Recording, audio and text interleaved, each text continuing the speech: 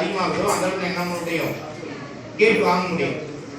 நீங்களும் நாங்களும் சேர்ந்தோ இல்லை நாங்கள் மட்டுமோ இல்லை ஊரில் இருக்கக்கூடிய தலைவர்கள் மட்டுமே நம்ம சேர்த்து வாங்குறதுனா என்ன கேட்பாங்க, ஃபர்ஸ்ட் எத்தனை குழந்தை படிக்கிறாங்க, எவ்வளோ ரிசல்ட் என்ன, அதுக்கு அட்மிஷன் ஏதாவது நம்ம கூடுறதுக்கு வாய்ப்பு இருக்கா அப்படின்னு தான் கேட்பாங்க.